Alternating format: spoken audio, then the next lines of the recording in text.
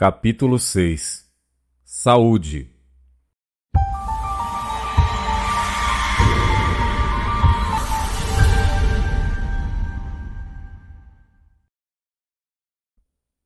É impossível, nas poucas linhas que compõem esse trabalho, explicar por que algumas pessoas possuem um corpo frágil e debilitado e outras desfrutam de um corpo forte e saudável. Todavia, podemos perceber que a robustez e a saúde estão cada vez mais escassas e que o homem se torna cada vez mais nervoso, estressado e psicótico. O velho modelo de saúde está ligado à natureza animalesca do homem, que era governado pela mente instintiva. As pessoas menos evoluídas não são afetadas pelas tempestades mentais, mudanças de humor que perturbam a saúde das pessoas mais evoluídas. Vemos isso na prática, em algumas formas de insanidade mental. O homem menos evoluído é regido pela mente instintiva, que diz que ele goza de perfeita saúde. Essa mente toma conta da situação, e a saúde inabalável se torna uma realidade. O homem mais evoluído tem a mente cheia de preocupações, ambições, planos, cuidados, luxúrias, ódio e tristeza, o tornando mais suscetível a doenças e, consequentemente, sua cura é mais trabalhosa. Porém, se sua mente se entrega e se torna inocente, ele para de pensar em coisas perturbadoras e assim a mente instintiva é liberada para trabalhar na cura. Os bons tempos em que o homem era forte e saudável em decorrência de sua vida selvagem se passaram e a evolução decretou que o homem se transformaria em um tipo mais elevado, porém mais nervoso e sensível. Com esse tipo de sensibilidade, pensamentos e emoções ruins, ele acaba produzindo para si dor e sofrimento. A maioria das pessoas não sabe do que se trata a boa saúde. Elas não sofrem apenas de doenças como dores de cabeça, indigestão e reumatismo, mas estão sempre se sentindo desanimadas e com depressão. Nada consegue animá-las, e o sol da alegria nunca brilha em suas vidas. Em outras palavras, elas nunca vivem realmente, apenas sobrevivem de maneira medíocre. Dessa forma, essas pessoas estão sempre vulneráveis a doenças e epidemias, e ao invés de procurar uma imunidade natural e saudável, tentam se proteger com vacinas e remédios que sempre trazem efeitos colaterais, aumentando o fardo para o seu corpo. Todas as tentativas nessa direção tendem a terminar em fracasso, pois assim que uma doença é suprimida, outra nova aparece. Muitas pessoas acham que a doença é inevitável, mas a verdade é que a saúde é o estado normal, e a doença é, portanto, uma anormalidade. Ao rastrearmos a doença de volta à sua fonte, descobrimos que ela provém de uma desobediência a uma lei natural. As pessoas quebram uma grande parte das leis naturais e depois se surpreendem quando ficam doentes. No entanto, embora a obediência às leis da natureza e o uso de métodos de cura naturais nos levem a uma parte do caminho, descobrimos que deve haver causas ainda mais profundas do que as causas físicas. Somos confrontados com o fato de que há pessoas que obedecem todas as leis físicas conhecidas da saúde, que se banham, se exercitam, respiram, comem e bebem adequadamente, que adotam métodos de cura natural em vez de drogas e vacinas, e ainda assim não encontram a saúde. Portanto, devemos procurar mais profundamente e ir até a nossa mente a fim de descobrir a causa da doença. Quando olhamos para a mente, encontramos uma causa prolífica para a doença. O homem pensa em si mesmo como fraco e doente. É bem sabido que esse pensamento produz a doença no corpo. Pessoas que pensam constantemente em doença, pandemias, processos cirúrgicos e outros assuntos mórbidos tornam-se vítimas dessas coisas. Aqueles que acreditam que a doença é inevitável acabam manifestando em suas vidas. Os pensamentos mórbidos produzem no corpo um estado mórbido, que facilita infecções, inflamações e doenças crônicas. Deixar tais pensamentos ocuparem a mente é um caminho certo para doença, invalidez e morte. O homem não é vítima apenas dos próprios pensamentos negativos, mas também da negatividade do inconsciente coletivo de forma hipnótica. Estamos todos, de certa maneira, sob o feitiço de uma grande ilusão. Males como doença e outras imperfeições que vemos e experimentamos não possuem um fundo real, mas existem a partir da irrealidade. Ainda que não possuam uma essência real, se tornam reais pelo poder da nossa consciência. Ao compreender essa verdade, vivendo e pensando na luz e no poder, a ilusão começa a se desmanchar e, assim, um estado melhor de saúde pode ser desfrutado. Nós também somos afetados pela sugestão hipnótica que chega até nós pelas mais variadas fontes. A conversa com amigos e conhecidos nos afeta profundamente. Se eles mantêm crenças negativas, é inevitável que tragam esse teor para as conversas e, a menos que nos resguardemos contra essas coisas, seremos inconscientemente afetados por elas.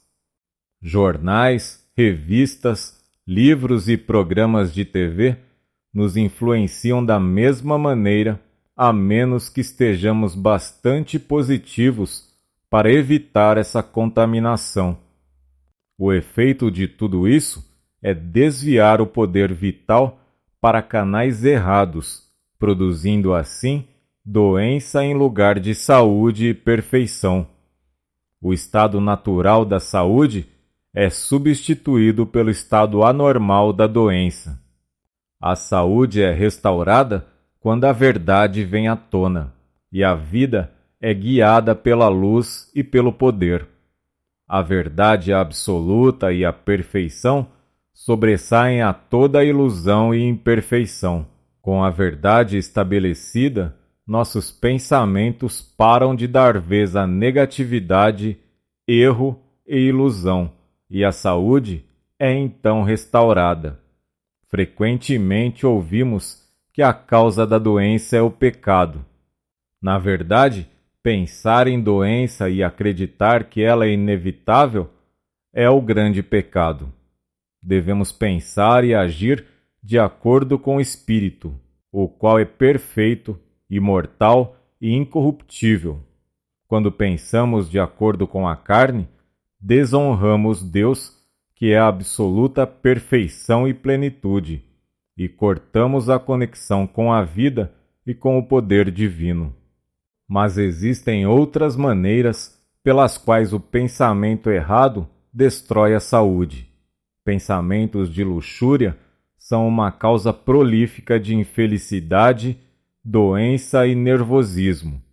As forças divinas são assim direcionadas para o canal errado, resultando em enfraquecimento do corpo, da mente e levando consequentemente a graves problemas no sistema nervoso.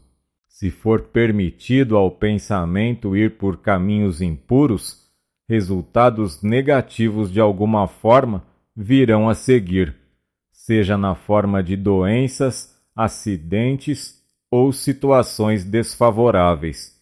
O pensamento deve ser controlado e, se preciso, revertido continuamente, nunca reprimido, mas revertido. A repressão causa problemas nervosos, enquanto pela reversão ou transmutação dos pensamentos, a vida se transforma e a saúde é implementada. Portanto, pensamentos de ódio, doença, medo, preocupação, culpa e ansiedade produzirão uma saúde ruim. Chegamos então à conclusão que os estados mentais e o caráter de pensamento são fatores importantes que não podem ser ignorados. É inútil tentar tratar as doenças através do corpo, pois elas são efeitos externos de causas ocultas na mente. Para obter a cura, devemos procurar a causa e não o efeito. O controle mental é de grande ajuda. Substituir pensamentos ruins pelos pensamentos certos ao longo do tempo promoverá maravilhas.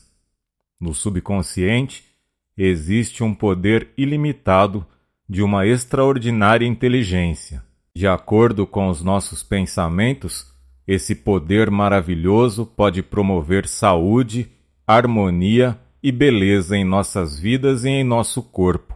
O poder é enorme, a inteligência é infinita, mas só podem agir quando direcionados pela mente.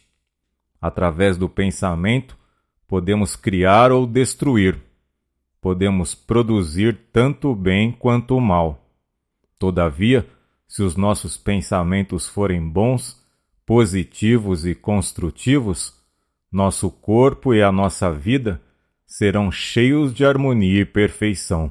A questão é: isso pode realmente ser feito? Pode ser feito se tivermos o desejo e a disciplina, persistindo mesmo após fracassos temporários.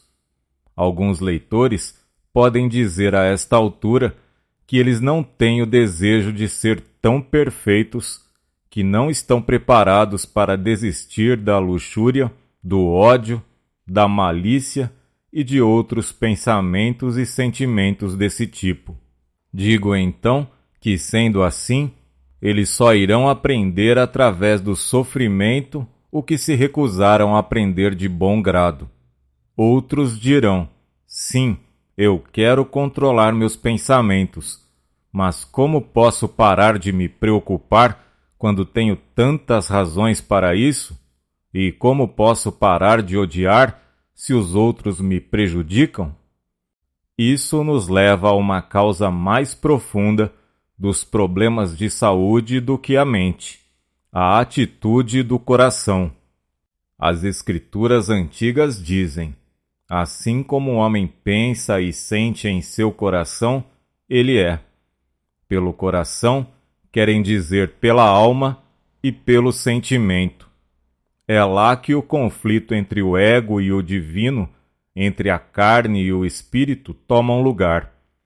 Essa é a causa real de toda a infelicidade, desarmonia e doença física, mental e espiritual.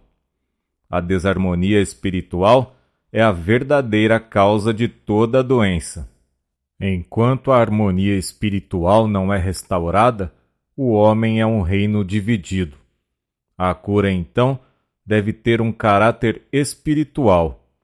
Enquanto essa harmonia não existir, a superação do ódio, do medo e da preocupação é impossível. A cura verdadeira acontece no âmbito espiritual. Restauramos essa harmonia pelo perdão e pelo realinhamento da nossa vontade com a vontade do todo. Isso não pode ser alcançado pela sugestão ou pela força de vontade. Devemos compreender que a vontade de Deus é o amor, alegria e perfeição, e não a doença, a tristeza e a miséria. A cura mental não é possível enquanto não ficarmos em paz com Deus, enquanto não nos rendermos ao princípio do amor, enquanto não superarmos os pensamentos negativos, transformando-os em pensamentos amorosos, enquanto não nos rendermos à mente infinita e deixarmos que ela resolva os nossos problemas. Disciplina mental e controle do pensamento são necessários para que essa mudança se estabeleça. Todos nós devemos trabalhar para nossa própria salvação, e para isso é essencial que o coração se renda ao amor e à fé. Portanto, se odiamos o nosso semelhante, tememos o futuro e nos preocupamos com o dia a dia, nunca achamos a paz.